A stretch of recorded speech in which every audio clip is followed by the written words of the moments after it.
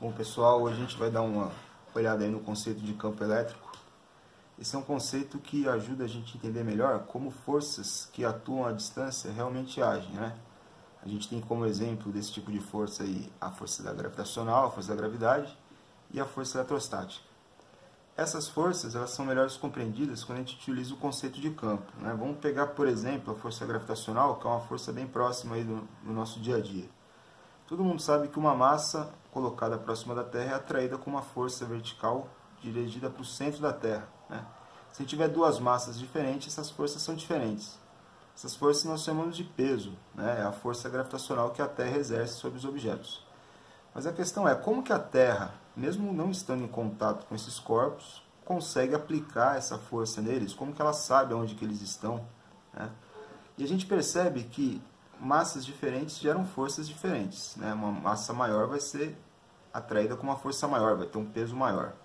Mas se a gente dividir a massa, a força pela massa, primeira força aqui, dividido pela primeira massa, o valor que a gente vai encontrar vai ser o mesmo se a gente dividir a segunda força pela segunda massa. Sempre que a gente fizer isso, vai ter um valor constante. Esse valor é a aceleração da gravidade, aquilo que a gente chama de campo gravitacional que a Terra cria ao seu redor. O campo ele é útil para a gente calcular o valor da força, né? Se eu conheço o campo próximo da Terra, para eu saber o valor da força que atua numa massa, é só eu pegar essa massa e multiplicar pelo campo. Se eu tiver uma outra massa perto da Terra, eu vou calcular a força sobre essa outra massa, vezes o valor dessa massa, vezes o mesmo campo, porque o campo é gerado pela Terra.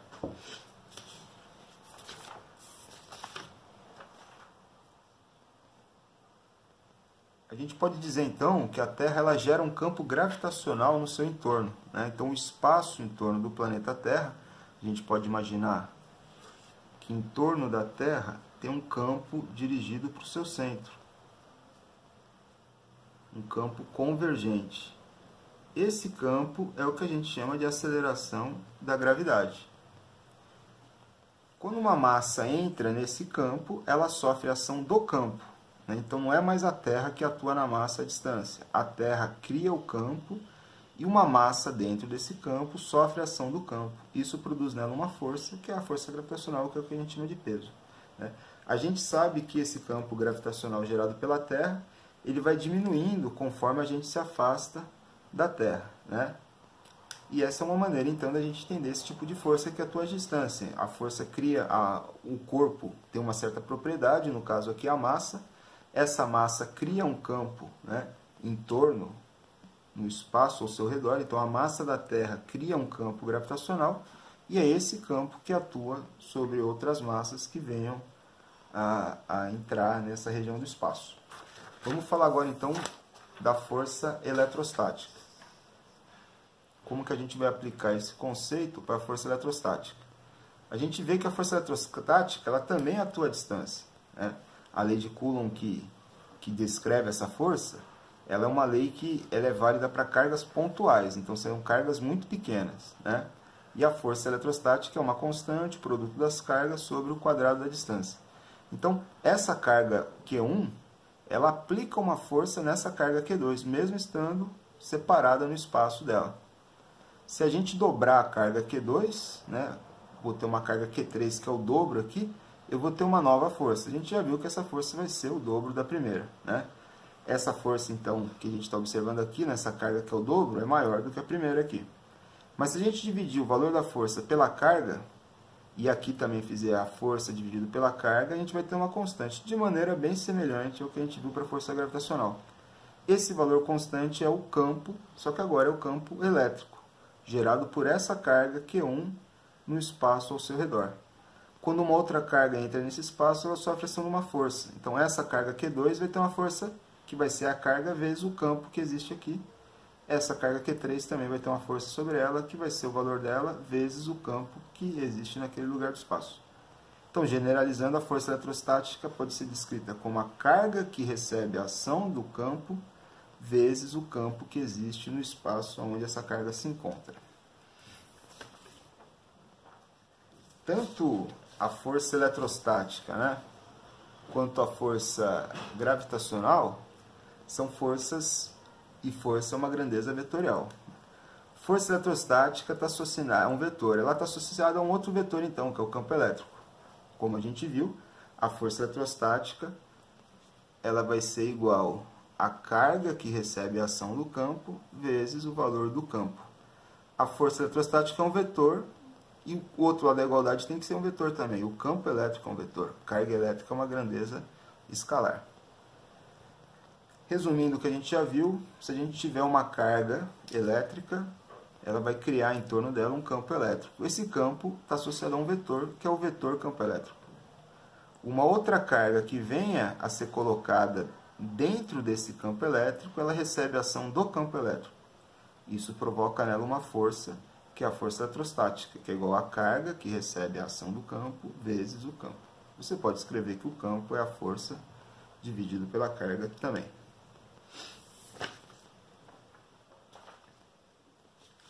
Como a gente está trabalhando aqui com vetores, quando a gente olha essa equação aqui, então temos um vetor que vai ser igual a um outro vetor multiplicado por um número, por um escalar. A carga elétrica é uma grandeza escalar. Quando a gente multiplica um vetor por um número, você pode mexer no módulo dele, né? Você pode aumentar o tamanho do vetor, pode diminuir o tamanho do vetor. Se isso aqui tiver entre 0 e 1, vai diminuir, né? Se for maior que 1, vai aumentar. E se esse número aqui for negativo, a gente inverte o sentido do vetor. Então, quando essa carga é positiva, esse vetor, ao ser multiplicado, vai manter o sentido dele. Então, a força e o campo elétrico têm o mesmo sentido. Quando essa carga é negativa, esse vetor vai inverter o sentido dele. Então, a força e o campo terão sentidos opostos. Vamos observar aqui, ó. Independente da carga geradora, essa carga está gerando o campo. Campo que atua nessa outra carga aqui. Como positivo repele positivo, essa força aponta para lá. Como a carga que recebe a ação do campo, que está aqui, é positiva, esses dois vetores têm que ter o mesmo sentido. Então, o campo também aponta para lá. Se a gente tiver uma carga geradora negativa, ela vai atrair essa carga. Então, a força vai estar para cá. Como a carga é positiva, os vetores têm o mesmo sentido. Então, o campo elétrico tem que apontar para cá também. Se a carga que recebe a ação do campo for negativa, a carga geradora positiva atrai ela. Então, eu tenho uma força para cá. Como essa carga é negativa, o campo tem que ter sentido oposto. Então, ele aponta para lá.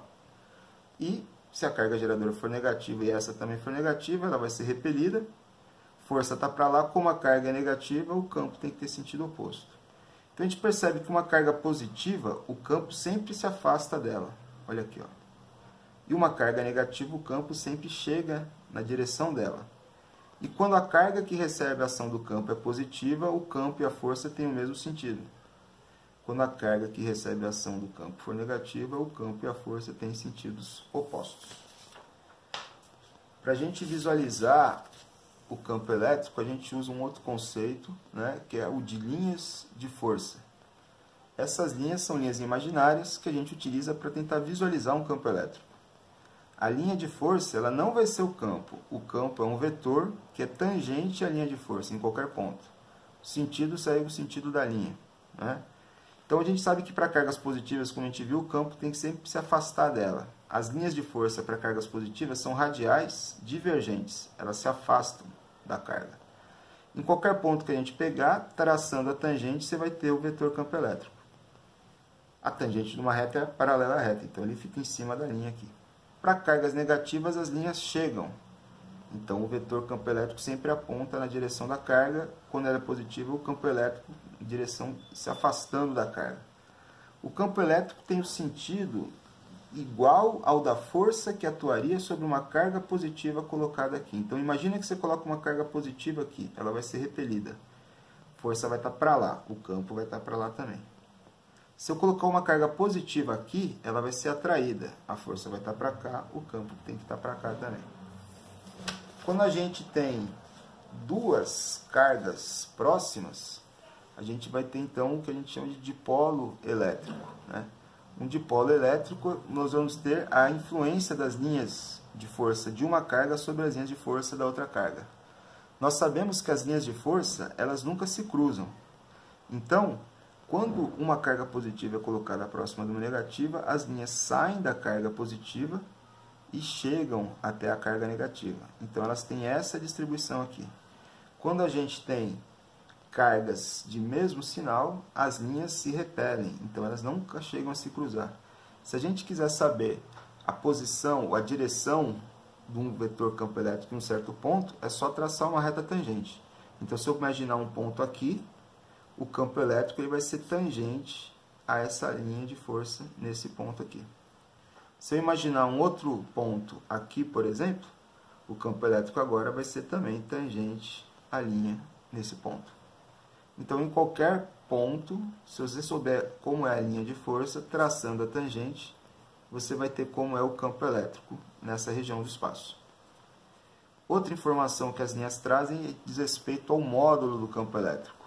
O módulo do campo elétrico ele é diretamente proporcional à densidade de linhas de força. A densidade de linhas de força é o número de linhas que cortam uma certa área. Então, quanto mais próximo a gente está das cargas, as linhas são mais próximas, elas são mais adensadas. Isso quer dizer que o módulo do campo elétrico é maior. O número de linhas que atravessam uma certa região do espaço é maior. Quanto mais afastado a gente se encontra das cargas, as linhas se tornam mais afastadas, a densidade de linhas é menor. O número de linhas que cortam uma certa região vai ser menor. Isso quer dizer que o módulo, a intensidade do campo elétrico vai ser mais baixo também. Esse módulo a gente representa no comprimento do vetor. Então, se eu coloquei um vetor aqui, nesse ponto, com esse tamanho, se eu chegar mais perto, o módulo do vetor vai aumentar. Então, a seta ela tem que ser representada maior. Se eu pegar um ponto mais afastado, o módulo do vetor vai sempre diminuir. Ok? Muito obrigado, até a próxima. Valeu!